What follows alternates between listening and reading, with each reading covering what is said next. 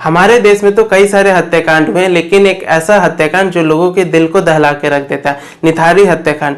निथारी हत्याकांड जो 2005-6 के करीब में हुआ था, इसमें जो 2 प्राइम सस्पेक्ट थे, इनके ऊपर ये आरोप लगा था कि ये बच्चों और औरतों को किडनैप करके उनका शारीरिक शोषण करके उन्हें मार के फेंक देते हैं। यहाँ तक कि इनके ऊपर ये भी आरोप था कि ये बच्चों को मार के उनका मांस भी खाते थे। अभी हाल ही में 16 अक्टूबर 2023 को 15 साल बाद इलाहाबाद हाई कोर्ट इन दोनों को रिहा कर देती है, ये कहते हुए कि इनके खिलाफ कोई पुख्ता सबूत नहीं है। तो आइए हम लोग इस वीडियो में ये जानते हैं कि ये निथारी हत्याकांड क्या है, ये 15 साल तक कोर्ट में क्या चला कि इन दोनों को रिहा करना पड़ा। इन सब चीज के बारे में हम लोग इस वीडियो में जानते हैं। देखिए, दिल्ली एनसीआर में नोएडा में एक निठारी बोल के गांव है। 2005-6 के करीब में यहाँ निठारी के जो लोकल थाना है, इनमें कई सारे बच्चों की मिसिंग रिपोर्ट दर्ज की जाती है, लेकिन पुलिस इस पे कोई एक्शन नहीं लेती है। 2006 में दिसंबर के महीने में ऐसे जो निथारी के लोकल रेसिडेंट्स थे, वो जाके लोकल अथॉरिटीज से ये कंप्लेन करते हैं कि आसपास के नाले में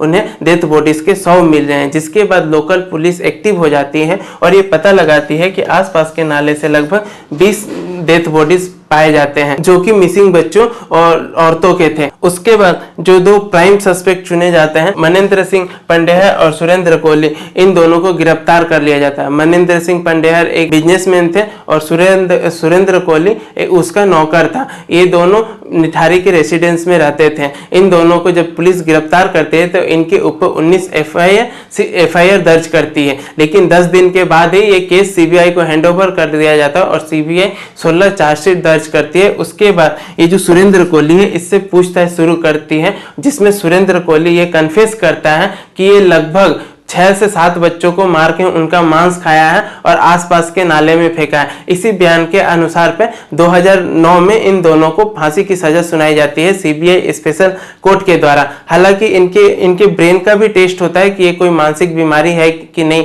जिसमें ये पता लगता है। ये जो मनिंदर सिंह पंडेहर है, ये एक वुमेनाइजर है और डिप्रेशन का शिकार है। हालांकि वहीं इसका मानसिक हेल्थ, सुरेंद्र कोहली का मानसिक हेल्थ बिल्कुल ठीक है। 2011 में इलाहाबाद हाईकोर्ट इसके फांसी की सजा अप्रूव करती है और वहीं इसे मनिंदर सिंह पंडेहर को छोड़ देती है, इस बिना पर कि जितने भी उस टाइम बच्चे मिसिंग हुए हैं, उस टाइम ये उस शहर से बाहर था, इस बिना पर इसे छोड़ दिया जाता है। 2014 में Surendra Kohli president of India के पास मर्सी पिटीशन डालता है, लेकिन जो उस टाइम के प्रेसिडेंट ऑफ इंडिया थे प्रणब मुखर्जी, उस मर्सी पिटीशन को खारिज कर देते हैं। ठीक इस मर्सी पिटीशन के डिले के कारण 2015 में ही इलाहाबाद हाईकोर्ट इसे डेथ सेंटेंस से कम्यूट करके लाइफ इम्प्रिजमेंट की सजा सुना देती है, मतलब उम्र कैद की सजा सुना देती है।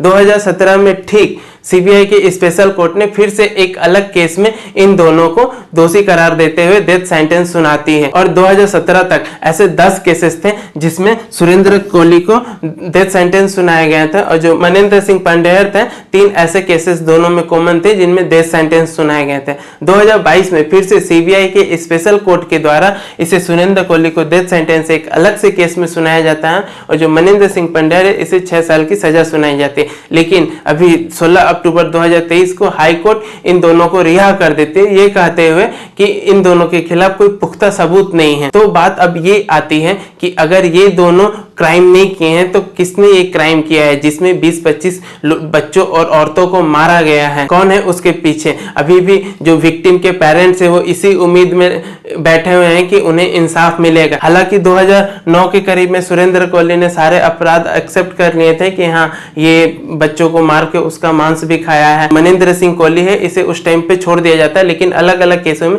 इसे भी फांसी की सजा सुनाई गई है स्पेशल कोर्ट के द्वारा।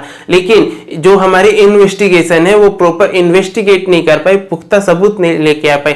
इन दोनों की जो वकील थी वो ये बोलती है कि ये जो जितने भी शव मिले हैं, डेथ बॉडीज नाले से मिले हैं, वो इनके घर के पास से मिले हैं, इनके घर में से नहीं मिले। यहाँ तक कि जो 2017 में इन दोनों के खिलाफ जो डेथ सेंटेंस सुनाई गई थी सीबीआई स्पेशल कोर्ट के द्वारा, उसमें सीबीआई ने ये कहा था कि जो कपड़े इनके घर से मिले हैं वो कपड़े कुछ डेथ बॉडी के शव से ही मिले हैं, जिसके बाद ही इन दोनों को डेथ सेंटेंस सुनाया गया था। लेकिन अभी भी कोई क्लियर इन्वेस्टिगेशन नहीं आ पाया, कोई क्लियर रिपोर्ट नहीं आ पाया जिनकी बिना पे इन दोनों को फांसी सुनाई जा सके। और 15 साल के डिले में बहुत सारे सबूत ऐसे होते हैं जो मिट जाते हैं, और ऐसा हम लोग फर्स्ट टाइम नहीं देखे हैं जिसमें इतना डिले हुआ है। इससे पहले हम लोगों ने कई सारे ऐसे न्यूज सुनी है जिसमें डिले के कारण जो इनोसेंट है उन्हें सजा मिलती है। जैसे हम लोगों ने 2017-18 के करीब में आरोही हत्याकांड के बारे में सुना था, जिनमें जो उनके पेरेंट्स थे उन्हें 17 साल तक जेल में रहना पड़ा था बिना किसी दोष से। तो ऐसे कई सारे केसेस है जो केस में चल रहे हैं। अगर हम लोग मान भी लेते हैं कि अगर ये दोनों प्राइम एक्यूज नहीं थे, इन दोनों ने क्राइम नहीं किए,